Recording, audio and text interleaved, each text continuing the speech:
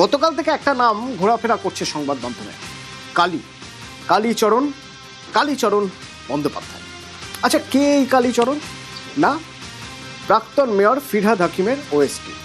কেন তার নাম ঘুরে বেড়াচ্ছে? তারাতলা বিপর্যয়ের পর উঠে আসছে এমন এক চক্রের কথা, যে চক্রে টাকা দিয়ে যে কোনো প্ল্যান পাস হয়ে যেত। আর সেই চক্রের কিংপিনকে, কলকাতা পুরসভা এই চক্রের কিংপিন কালী। তো সেই কালীর ডেরায় নিউজ 18 বাংলা আমরা গেলাম তার বাড়িতে, তাকে খুঁজতে, মানে তাকে খুঁজতে না, তার বাড়ির লোকজন কে কি বলছেন সেগুলো জানতে। কারণ ইতিমধ্যেই এই কালীচরণ পুলিশের জালে গতকালই গ্রেপ্তার করা হয়েছে প্রাক্তন মেয়রের ওএসডি কালীচরণকে। তো তার বাড়িতে গিয়ে আমরা কি পেলাম? আমরা যে কালীচরণের বাড়িতে গেলাম, আমার সঙ্গে দেবাশিস আছে সরাসরি। দেবাশিসের সঙ্গে কথা বলার আগে আপনাদের আগে দেখাই যে তার বাড়িতে গিয়ে আমরা কি পেলাম।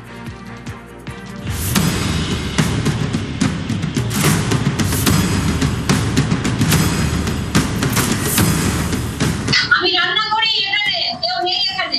না তাহলে চলে আমি একটু কথা বলা যাবে না কালকে? কথা বলা যাবে না, কেন বিরক্ত করছেন? আপনাদের বাড়িতে ফ্যামিলি নেই? না আমরা তো বলছি মানে যে বিরক্ত করতে মিডিয়া আছে আমাদের বাড়ি। যেটা হয়েছে সেটা কি অন্যায় না? একদম চলে যান এখান থেকে, আমি কাজের লোক, আমি কিছু জানি না। আর কে কে আছেন ঘরে? কেউ নেই বাড়িতে, এ বাড়িতে ফ্ল্যাট বাড়িতে থাকে, এখানে কেউ থাকে না। কালকে কখন এসেছিল পুলিশ? আর কথা বললেন না পরিবারের, প্রথমেই যেটা মনে হলো পরিবারের কেউ একজন, তিনি তার পরিচয় সেটা কিন্তু গোপন করতে চাইলেন এবং এই বাড়ি থেকেই, অর্থাৎ দিনু মাস্টার লেন এই ফ্ল্যাটেই কিন্তু তিনি ভাড়া থাকতেন। কালীবাবু তার পরিবার নিয়ে, তার মা রয়েছেন, তার স্ত্রী রয়েছে। এখান থেকেই তাকে গ্রেপ্তার করা হয়। কালকে কলকাতা পুলিশ তাকে গ্রেপ্তার করে এবং আমরা যখন বারবার করে কথা বলতে চাই, সেখান থেকে ঘরের ভিতর থেকে কেউ একজন কথা বলেন, তিনি কোনো রকম কোনো কথা বলতে চাননি। বাড়ি মানে তৈরি হচ্ছে, সেই কারণে তার এই আবাসনে তিনি একটি ঘর ভাড়া নিয়ে কয়েকদিন ধরে সেখানে থাকছিলেন এবং সেখান থেকেই তাকে গ্রেপ্তার করা হয় কলকাতা পুলিশের তরফ থেকে। ক্যামেরা রাজু ভুইয়ার সঙ্গে দেবাশিস চক্রবর্তী, নিউজ 18 বাংলা, হাওড়া। তো হাওড়া থেকে সেই দেবাশিস আমার সঙ্গে এখন রয়েছেন। কিছুক্ষণ আগে কালীচরণের ডেরা থেকে ঘুরে এসেছেন দেবাশিস। এই কালীচরণের ডেরা বা কালীর ডেরা যেখানে কিছুক্ষণ আগে তিনি গিয়েছিলেন, এই বাড়িটা কেমন? মানে যে কলকাতার বিস্তীর্ণ এলাকার জিওগ্রাফি বদলে দিচ্ছে, এমন বিল্ডিং পাস করে দিচ্ছে যে বিল্ডিং পাস হওয়ার কথাই নয়, তার বাড়ির চেহারাটা কেমন? দেখো, তার বাড়ির চেহারা অর্থাৎ অন্য বাড়ির চেহারা বদলাতে গিয়ে কিন্তু তার বাড়ির চেহারা বদলেছে।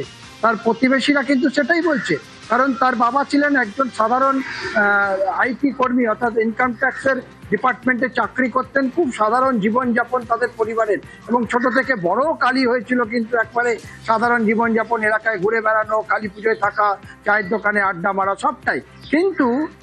কিন্তু তারপরে প্রশ্ন উঠছে বিগত কয়েক বছর থেকে এই কালীচরণ কিন্তু বদলে গেছেন। তার কারণ আমরা যেখানে দাঁড়িয়ে রয়েছি, শিবপুরের এই অঞ্চল, অর্থাৎ সেই অঞ্চলের যে এই আবাসনে এই মুহূর্তে কিন্তু একটি ফ্ল্যাট ভাড়া করে রয়েছেন কালীচরণ এবং তার পরিবার। আমার ঠিক ডান দিকের অংশ তোমাকে দেখাই, এটি হচ্ছে নবান্ন, একেবারে নবান্নের যে সামনের অংশ এবং 14 তলায় যে মুখ্যমন্ত্রীর ঘর, পরিষ্কার এখান থেকে দেখা যায়। আর তার ঠিক আমার ঠিক ডান দিকে দুটো বাড়ি পর হচ্ছে কালীচরণের আসল বাড়ি, অর্থাৎ নিজের বাড়ি। সেই বাড়িকে ঠিক করার কাজ শুরু হয়েছে কয়েক বছর ধরে, সেই কারণে কালীবাবু তিনি তার পরিবার নিয়ে এখানে আছেন। আর সেই বাড়ি যে সাদা মাটা একটি বাড়ি, সেই বাড়ি এখন কিন্তু বদল হয়েছে, কারণ কালীচরণ ব্যানার্জি অনেক কিছু বদল করেছেন কলকাতায়, সেই কারণে তার বাড়িও বদল করতে হবে। গ্রানাইট পাথর দিয়ে তৈরি হচ্ছে তার বাড়ি, সেই গ্রানাইট পাথরের তৈরি হচ্ছে বাড়ি এবং পাশাপাশি গোটা জানলা, যেখানে পুরো কাচে ঝকঝকে কাচ, একাধিক দামি জিনিসপত্র দিয়ে তৈরি হচ্ছে। প্রতিবেশীরা বলছে যে অবস্থা তাদেরকে দেখা গেছে, সেই অবস্থা কিন্তু ভোল বদল করে দিয়েছে, একেবারে চোখে পড়ার মতো ভোল বদলে গিয়েছে। আর তাই স্বাভাবিক, কালীচরণের বাড়ি যাচ্ছে বদলে, ধীরে ধীরে প্রাসাদ তৈরি হচ্ছে, কিন্তু সেই প্রাসাদ শেষ হওয়ার আগেই কালীচরণ গ্রেপ্তার। আর যারা কালীচরণের এই উত্থান বা পতন দেখেছেন, তারা কি বলছেন শুনুন। হ্যাঁ, চিনতাম মানে পাড়ারই সব, ঠিক আছে। এখানে রক্ষাকালী পুজো হতো, এ হতো, সেইখান থেকে সব দেখতাম, আসতো পাড়াতে, পাড়ারই সব আছে। দেখুন, বহুদিন ওনাকে আমি পাড়ার মধ্যে দেখিনি, বহুদিনই দেখিনি, ঠিক আছে, বহুদিন কি বহু মাস হয়ে গেল, কবে last যে আমি নিজের এমনি আমাদের এই পাড়ার মোড়ে আমাদের রক্ষাকালী পুজো তো আসতো। হ্যাঁ, মাঝে মধ্যে tempted হয়ে যেত, মানুষের উপর একটু টেম্পটেড হয়ে যেত, তো মানে এইরকম, কখন এখানে থাকতো, কখনো থাকতো না, কখন কোথায় থাকতো কেউ জানতো না।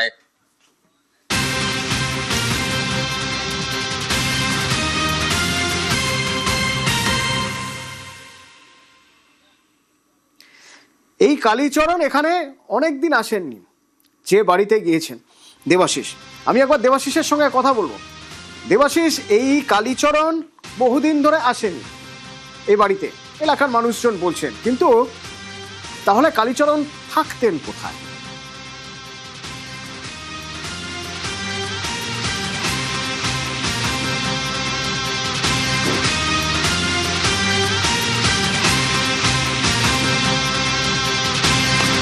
কালীচরণ থাকতেন কোথায় দেবাশিস? এলাকার মানুষ তো বলছেন যে কালীচরণ এখানে আসতেন, অনেকদিন দেখেন। না, আসলে কালীচরণ কিন্তু তিনি কিন্তু এখানেই কার্যত এখানেই থাকতেন, এরকম নয় যে তিনি এখানে থাকতেন না, তিনি এখানেই থাকতেন। এবং যেটা বলা যেতে পারে যে তাকে দেখা যেত না, তার কারণ তিনি সারাদিন বাড়িতেই থাকতেন বা তার অফিসের কাজে সকাল থেকে বেরিয়ে যেতেন রাত্রিবেলা। তার কারণ হচ্ছে সাধারণ মানুষের সঙ্গে কালীচরণ আর তাকে নিজেকে মেলাতে পারতেন না, আর সেই কারণেই কালীচরণ বাবুকে আর দেখা যেত না পাড়ায়। কিন্তু তার আগে যখন এই চাকরি করতেন না, তখন তিনি সাধারণ মানুষের সঙ্গে মিশতেন, সাধারণ পুজোতে থাকতেন, চায়ের দোকানে আড্ডা মারতেন। কিন্তু সেই কালীচরণ তো এখন আর সেই কালীচরণ নেই, যিনি কিন্তু ভোল বদল করতে পারেন সেই কালীচরণ, ফলে তার তো ভোল বদল হবেই, এটাই স্বাভাবিক।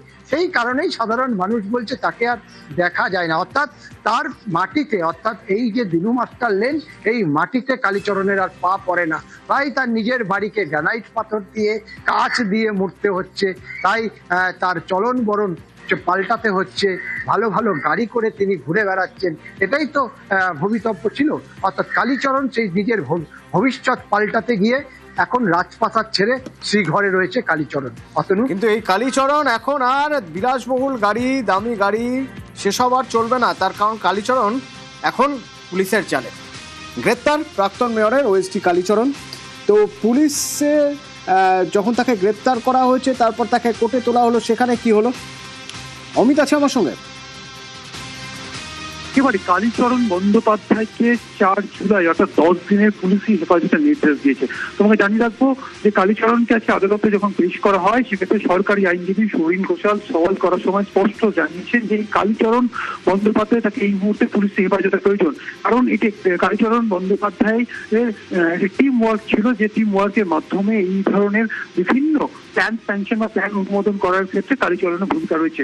অত্যন্ত প্রভাবশালী এই কালীচরণ বন্দ্যোপাধ্যায় টাকার বিনিময়ে নিজের প্রভাব খাটিয়ে ত্রুটিযুক্ত প্ল্যান স্যাংশন করার ক্ষেত্রে কালীচরণের ভূমিকা রয়েছে, এবং এর মাথায় কে রয়েছে, এর রক্ষাকর্তা কে, সমস্তটাই জানতে হবে। এই কারণে নিজেদের হেফাজতের প্রয়োজন। 14 দিনের হেফাজত চাওয়া হয়েছিল পুলিশের তরফে, এবং আদালত সেটি 10 দিনের পুলিশ হেফাজত মঞ্জুর করেছে।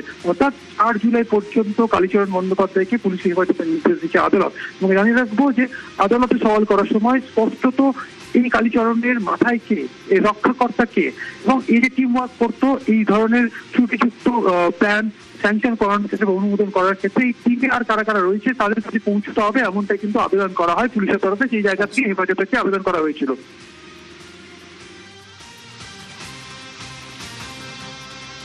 এই লাইসেন্সটা প্রকিওর করতে কালীচরণ ডাইরেক্টলি ইনভলভ ছিলেন, উনি বের করেছেন, এরকম ঘটনা আরও উনি ঘটিয়েছেন, এবং সেটাই আমরা কোর্টকে বলেছি যে উনি, ওনার মাথায় কে ছিলেন, কালী যে তার রক্ষাকর্তা কে, কালীর মাথায় কার হাত ছিল, এটা আমরা কোর্টকে বলেছি। কোর্ট 4 তারিখ অবধি পুলিশ কাস্টডি যেটা ওনারা ওই সার্টিফিকেটটা দিয়েছিলেন ইনিশিয়ালি যে কাজ করার জন্য, সেই ডকুমেন্টটা সঠিক ছিল না। একটা টিম ওয়ার্ক ছিল, সেই টিম ওয়ার্কে কালীচরণ যেমন আছে এরকম বহু লোক আছে, সেই জিনিসগুলো উনি তৈরি করে দিয়েছিলেন, এবং সেটার যদি না হতো তাহলে এই ঘটনাটা হয়তো ঘটতো না। স্যাংশনটা যেটা ছিল সেটা সঠিক স্যাংশন ছিল না, যদি ঠিক এনকোয়ারি করে হতো তাহলে হয়তো স্যাংশনটা টাকার বিনিময়ে স্যাংশনে পেয়েছে, যদি স্যাংশন না পেতেন তাহলে হয়তো এই ঘটনাটাই ঘটতো না।